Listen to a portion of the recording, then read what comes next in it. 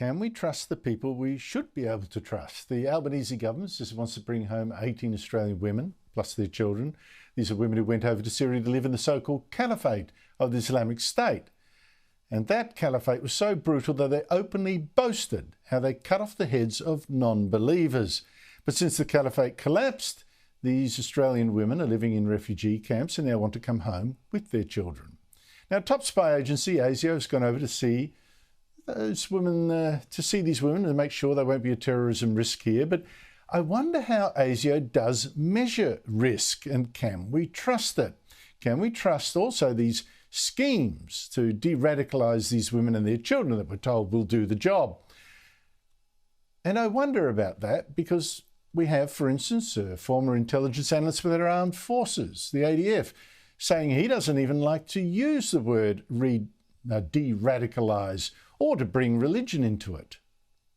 I hate the term de-radicalised because I believe it's an extremist spectrum, and we're not actually trying to it's not about being radical or their religion, it's their acceptance or use of violence.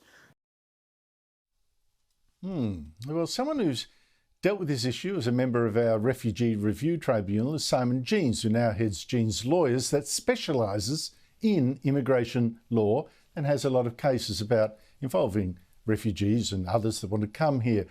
Simon Jeans, thanks for your time. You have dealt with ASIO policies in deciding whether people are threats to national security. You as on the Refugee Review Tribunal, for instance. What's your experience been with their assessments? I first started dealing with them around the mid-1990s and attending interviews as a solicitor representing clients. And I did that up until I went to the Refugee Review Tribunal in 2010. And since leaving the tribunal, I've also had to deal with ASIO again. My experience is they have a very narrow definition of a threat to national security. And someone has to be a member of a terrorist organisation, directly involved in some terrorist plot, before even they consider making an adverse security assessment. So, whereas if someone, for example, hates our culture, hates our lifestyle, is prepared to undertake violent, actions, they are not considered as threats to national security. And I think this is a real culture problem within ASIO, and it's a leftover from the Cold War, when there weren't many threats to national security coming in. And although by the late 1990s, Al-Qaeda was coming here and establishing its organisation, and ASIO was aware of this, there's also the threats from the Iranians. The Iranian government has been sending students here since the late 1990s to study aspects of producing nuclear weapons, and ASIO sort of keeps track of them. But they let them in.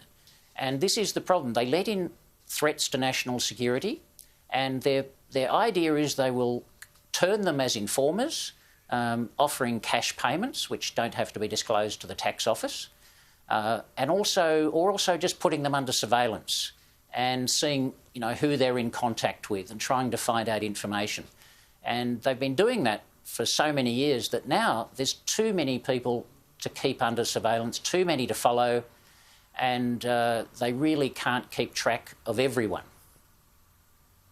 I wonder, Simon, my confidence was also shaken when the former head of ASIO tried to slap down Pauline Hanson with this false claim. Have a listen. I have absolutely no evidence to suggest there's a connection between refugees and terrorism.